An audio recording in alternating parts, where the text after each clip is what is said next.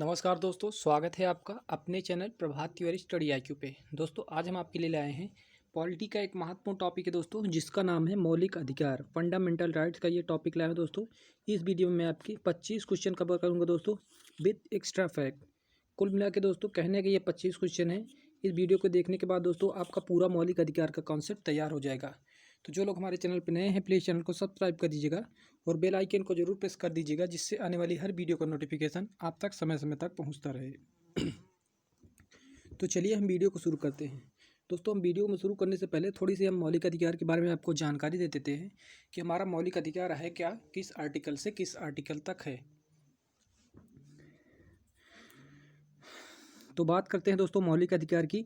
मौलिक अधिकार की हमारे संविधान के आर्टिकल 12 से 35 तक दोस्तों मौलिक अधिकार का जिक्र किया गया है। आर्टिकल 12 से 35 तक दोस्तों हमारा मौलिक अधिकार है। प्रारंभ में जब मौलिक अधिकार बने थे तब हमें 7 मौलिक अधिकार मिले थे, लेकिन वर्तमान में भी 6 मौलिक अधिकार हैं। और 7वां मौलिक अधिकार कौन सा था? तो संपत्ति का अधिकार दोस्तों पहले हमारा मौलिक अधिकार था। लेकिन ध्यान देखिएगा, 44वां संविधान संशोधन 1978 44वां संविधान संशोधन 1978 किया गया और मौलिक अधिकार को हटा दिया गया और इसे 300A में रखा गया। 300A में यह एक कानूनी अधिकार है दोस्तों, इसको ध्यान रखिएगा। यह एकमात्र कानूनी अधिकार है। पहले यह हमारा मौलिक अधिकार था, लेकिन 44वां संविधान संशोधन 1978 किया गया और इसको मौलिक अधिकार से हटा दिया और 300A में रखा गया, जो कि अब कानूनी अधिकार रह गया है। वर्तमान में अगर मौलिक अधिकार की संख्या पूछे तो वर्तमान में मौलिक अधिकार की संख्या 6 है, इसको आप ध्यान रखिएगा। कभी कभी क्वेश्चन पूछा दोस्तों कि हमारा मौलिक अधिकार दोस्तों कहाँ से लिया गया है। दोस्तों मैं आपको बता देता हूँ कि हमारे कॉन्स्टिट्यूशन में जितने भी अमेंडमेंट हैं या फिर जितने भी स्रोत हैं दोस्तों, वो उधार का थैला, भारतीय संविधान को इसीलिए उधार का थैला किया जाता है क्योंकि दोस्तों हमारे संविधान में जितने भी स्रोत हैं वो विदेशों से लिए हैं। जैसे हमारे नागरिकता का स्रोत है दोस्तों, ये ब्रिटेन से लिया है। और जो हमारा संविधान संशोधन की प्रक्रिया है यह साउथ अफ्रीका से लिया गया है। और दोस्तों जो हमारा मौलिक अधिकार है यह अमेरिका के संविधान से लिया गया है। इसी प्रकार दोस्तों नीति निर्देशक सिद्धांत जो है दोस्तों आयरलैंड से लिया गया है। तो दोस्तों हमारे संविधान को उधार का थैला कहा जाता है, क्योंकि दोस्तों हमारा जो संविधान है ये विभिन्न देशों से कॉपी किया गया है, इसीलिए इसको उधार का थैला कहते हैं। तो चलिए हम वीडियो को शुरू करते हैं और आपका एक एक कॉन्सेप्ट क्लियर करते हैं। पहला क्वेश्चन दोस्तों है, संविधान के किस भाग को भारत का मैग्ना कार्टा कहा जाता है? तो इसका सही आंसर हो जाएगा भाग 3। भाग 3 को दोस्तों संविधान का मैग्ना कार्टा कहा जाता है। अगर क्वेश्चन आपको घुमा के पूछ लिया जाए दोस्तों कि भारत का मैग्ना कार्टा किसे कहते हैं, तो मौलिक अधिकार को दोस्तों मैग्ना कार्टा कहते हैं। अब यहाँ पे दोस्तों मैंने भाग 3 लगाया है क्योंकि दोस्तों भाग 3 में ही हमारा मौलिक अधिकार का जिक्र है। आर्टिकल 12 से 35 तक मौलिक अधिकार का जिक्र है भाग 3 में, इसको आप ध्यान रखिएगा। चलते हैं दोस्तों, अगला क्वेश्चन है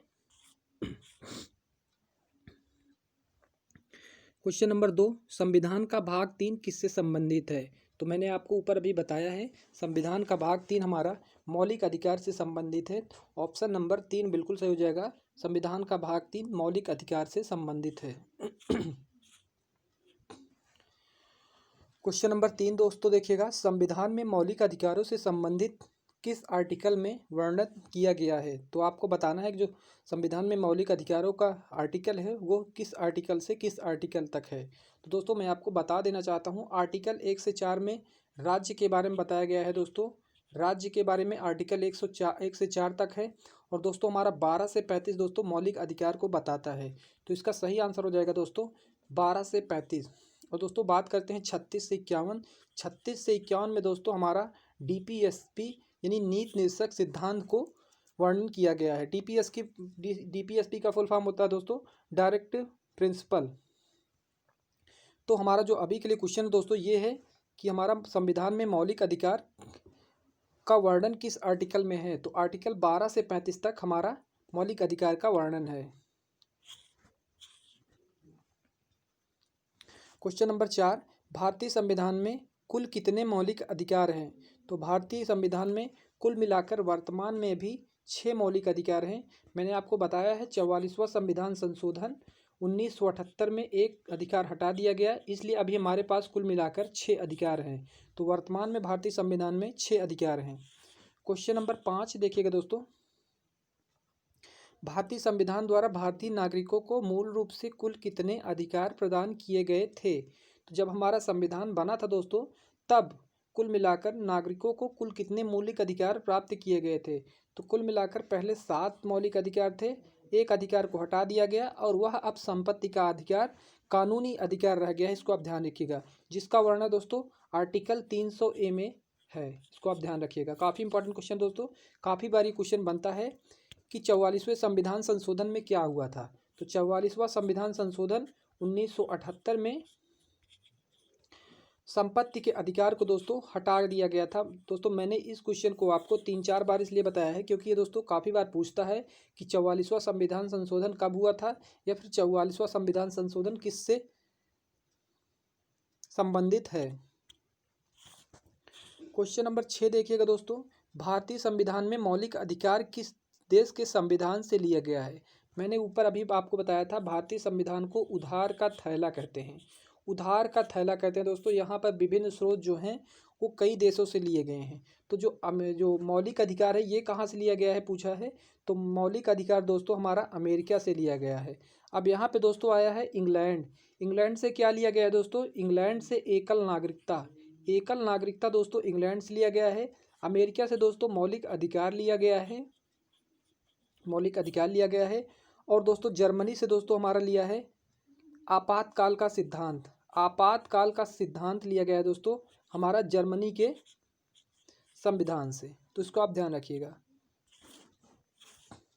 क्वेश्चन नंबर 7, भारतीय संविधान के अनुसार निम्न में से कौन सा मूल अधिकार नहीं है? तो 4 ऑप्शन है दोस्तों, आपको बताना है कि हमारा मूल अधिकार कौन सा नहीं है। शिक्षा का अधिकार दोस्तों हमारा मूल अधिकार है।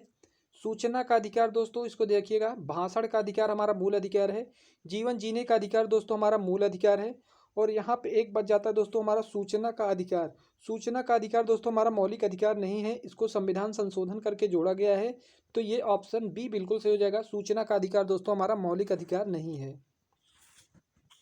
क्वेश्चन नंबर 8 देखिएगा दोस्तों। क्वेश्चन नंबर 8 है, निम्न में से कौन से मूल अधिकार राष्ट्रीय आपातकाल के दौरान स्वतः समाप्त हो जाते हैं?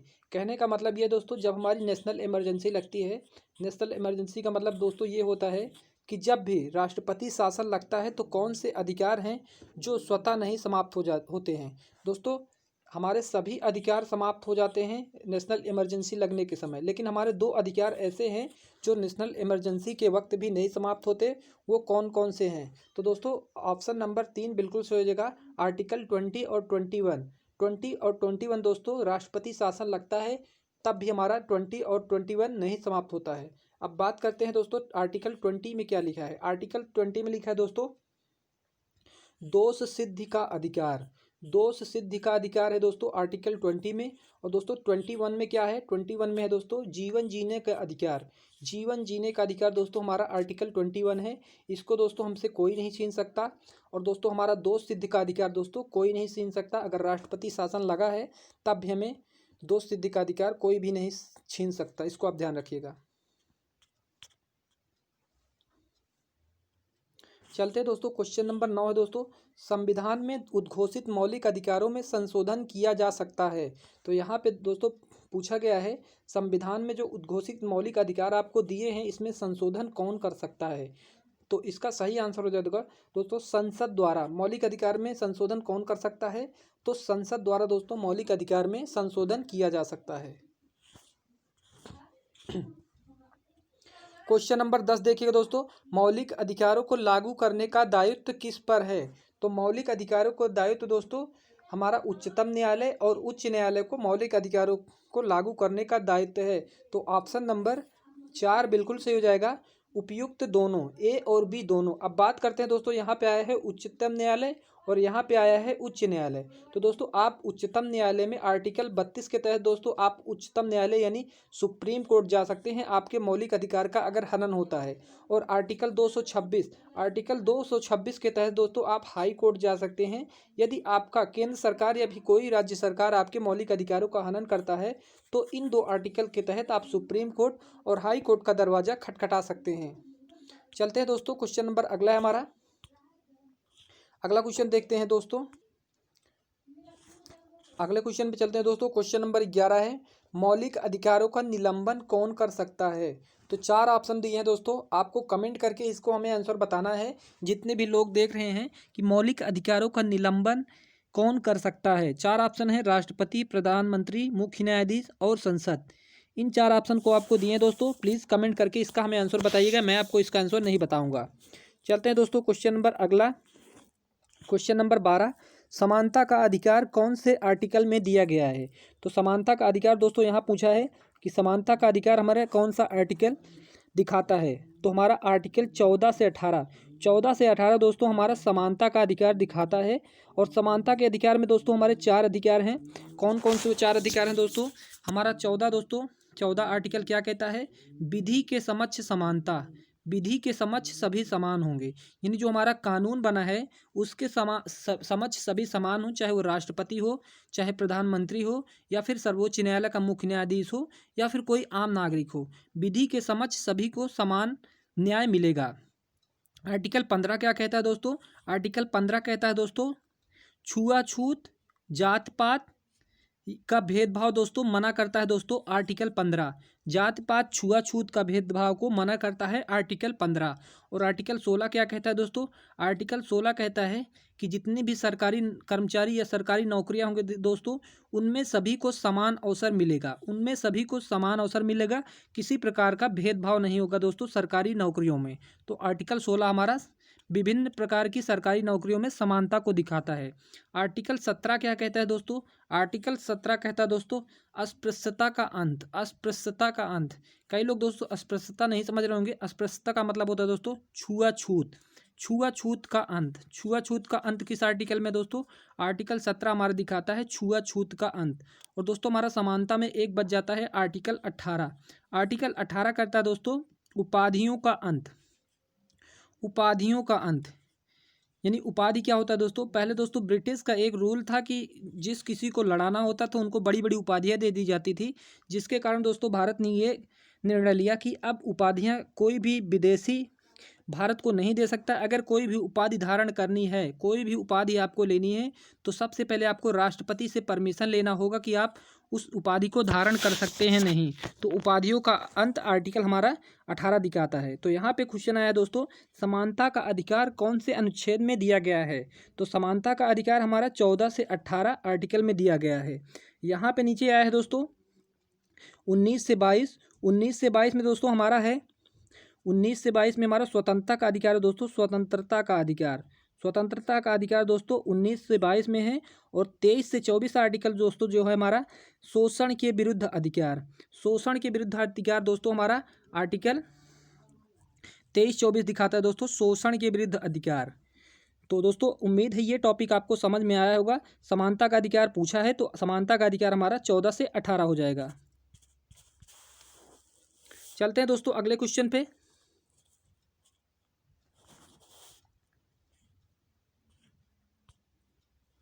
क्वेश्चन नंबर 13 देखिएगा दोस्तों।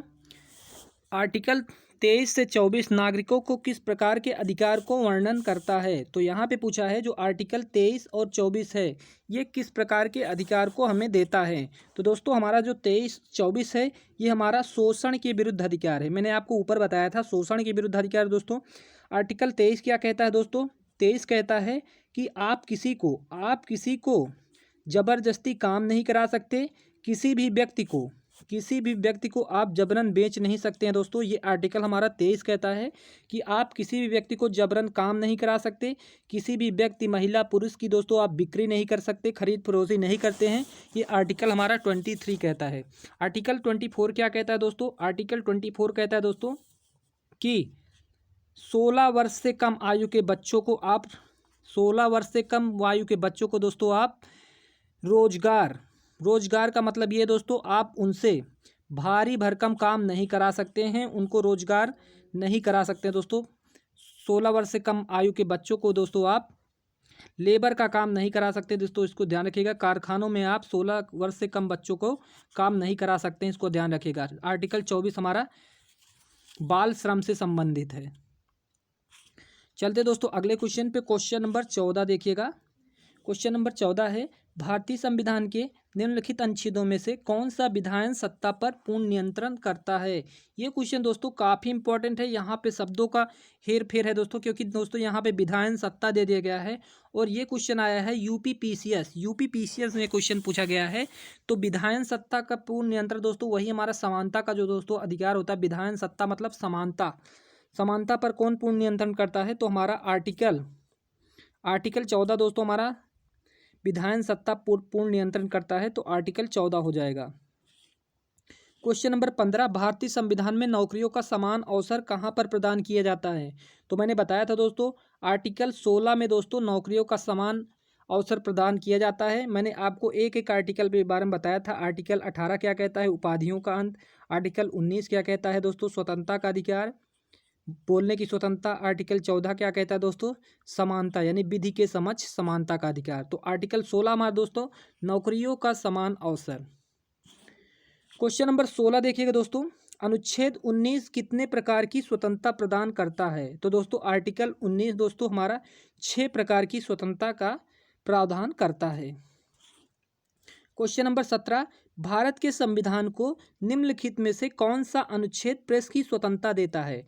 तो इसका सही आंसर हो जाएगा दोस्तों प्रेस की स्वतंत्रता। दोस्तों देखते हैं प्रेस की जो स्वतंत्रता है वो हमारा आर्टिकल 19 दोस्तों देता है प्रेस की स्वतंत्रता। हमारे बोलने की स्वतंत्रता ही दोस्तों प्रेस की स्वतंत्रता है, और ये हमारा आर्टिकल 19 में कहा गया है व्यक्ति के अभिव्यक्ति की स्वतंत्रता, और आर्टिकल 19 में इसका दोस्तों जिक्र है। तो प्रेस की स्वतंत्रता हमारा हो जाएगा आर्टिकल 19। चलते हैं दोस्तों क्वेश्चन नंबर अगला, क्वेश्चन नंबर 20 देखिएगा दोस्तों। क्वेश्चन नंबर 18 देखिएगा दोस्तों, निम्नलिखित में से किस अनुच्छेद में कहा गया कि किसी भी व्यक्ति को एक से अधिक अपराध के लिए एक बार से अधिक अभियोजित एवं दंडित नहीं किया जा सकता। तो इसका सही आंसर हो जाएगा आर्टिकल 20। आर्टिकल 20 कहता है दोस्तों किसी भी व्यक्ति को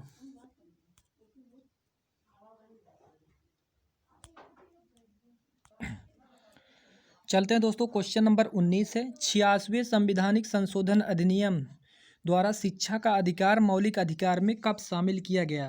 तो इसका सही आंसर हो जाएगा दोस्तों 2002। दोस्तों जो हमारा 86वां संविधान संशोधन हुआ था दोस्तों, 86वां संविधान संशोधन 2002 में हुआ था। और शिक्षा का अधिकार दोस्तों अब मौलिक अधिकार में जोड़ दिया गया है। 21A में दोस्तों शिक्षा के अधिकार को अब मौलिक अधिकार में जोड़ दिया गया है।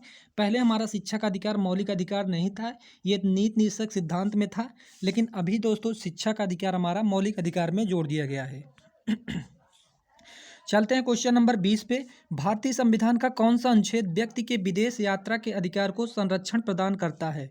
तो दोस्तों हमारा जो आर्टिकल 21 है यानी जीवन जीने की स्वतंत्रता का अधिकार दोस्तों जो आर्टिकल 21 है यह विदेश यात्रा के अधिकार को संरक्षण प्रदान करता है। चलते हैं दोस्तों क्वेश्चन नंबर अगला, क्वेश्चन नंबर हमारा 21 है, मौलिक अधिकारों के अंतर्गत कौन सा अनुच्छेद बच्चों के शोषण से संबंधित है। तो दोस्तों मैंने आपको बताया था बच्चों के शोषण से कौन सा अधिकार संबंधित है, तो आर्टिकल 24 हमारा बच्चों के शोषण से संबंधित है। आर्टिकल 23 क्या कहता है दोस्तों, बलात् श्रम, जबरदस्ती अगर आप श्रम कराते हैं तब दोस्तों आपका आर्टिकल 23 होगा, लेकिन दोस्तों बच्चों के शोषण से हमारा आर्टिकल 24 संबंधित है। चलते हैं दोस्तों अगले क्वेश्चन पे, क्वेश्चन नंबर हमारा 22 है, भारतीय संविधान के किस अनुच्छेद में संवैधानिक उपचारों का अधिकार है। तो आर्टिकल 32 दोस्तों हमारा संवैधानिक उपचारों का अधिकार प्रदान करता है। इसके तहत दोस्तों हम सर्वोच्च न्यायालय जा सकते हैं आर्टिकल 32 के तहत, और दोस्तों सर्वोच्च न्यायालय 5 प्रकार की रिट जारी कर सकता है। तो चलिए दोस्तों अगले क्वेश्चन पे चलते हैं। अगला क्वेश्चन हमारा है, अनुच्छेद 32 के अनुसार राष्ट्रपति, माफ कीजिएगा दोस्तों यहाँ पे थोड़ी सी मिसप्रिंटिंग है, राष्ट्रपति नहीं रहेगा यहाँ पे दोस्तों सुप्रीम कोर्ट रहेगा। सुप्रीम कोर्ट आर्टिकल 32 के अनुसार सुप्रीम कोर्ट कितने तरह की रिट जारी कर सकता है? तो दोस्तों 5 प्रकार की रिट जारी कर सकता है। वो कौन से 5 प्रकार की रिट है दोस्तों, अगले क्वेश्चन में आपको दिखाते हैं। क्वेश्चन नंबर 24 देखिए दोस्तों, न्यायालय द्वारा सार्वजनिक अधिकारियों को जारी किए जाने वाले रिट का क्या नाम है? तो दोस्तों न्यायालय द्वारा जो सार्वजनिक अधिकारियों को रिट जारी किया जाता है उसका नाम दोस्तों परमादेश है। और दोस्तों जो आर्टिकल 32 के तहत सर्वोच्च न्यायालय रिट जारी करता है दोस्तों, वो कौन कौन सी रिट है? बंदी प्रत्यक्षीकरण, परमादेश, प्रतिषेध, अधिकार परीक्षा और एक है दोस्तों हमारा उत्प्रेषण। ये 5 प्रकार की रिट सर्वोच्च न्यायालय जारी करता है। लेकिन अभी क्वेश्चन में क्या पूछा दोस्तों, सार्वजनिक अधिकारियों को जारी किए जाने वाला रिट का क्या नाम है? तो उसका नाम हो जाएगा दोस्तों परमादेश। इसका सही आंसर ऑप्शन 2। चलते हैं दोस्तों अगला क्वेश्चन हमारा, क्वेश्चन नंबर हमारा 25 और आखिरी क्वेश्चन, संपत्ति के मूल अधिकार को किस संवैधानिक संशोधन अधिनियम द्वारा समाप्त किया गया? तो इसका सही आंसर हो जाएगा दोस्तों 44वां संविधान संशोधन। 44वां संविधान संशोधन 1978 में दोस्तों संपत्ति के अधिकार को संविधान संशोधन करके यह हमारा कानूनी अधिकार बना दिया गया है। अब वर्तमान में दोस्तों हमारे पास केवल 6 ही मौलिक अधिकार हैं। उम्मीद करता हूं दोस्तों ये वीडियो पसंद आया होगा। अगर वीडियो पसंद आए तो चैनल को सब्सक्राइब करें दोस्तों और वीडियो को लाइक करें। तो अभी के लिए इतना ही दोस्तों। अगला वीडियो जो हमारा होगा दोस्तों, ये हमारा नीति निषेध सिद्धांत का हो सकता है, या फिर दोस्तों मैं आपको नागरिकता का वीडियो बनाऊँगा जो हमारा 5 से 11 आर्टिकल में वर्णित है। तो अभी के लिए इतना ही। जय हिंद, जय भारत।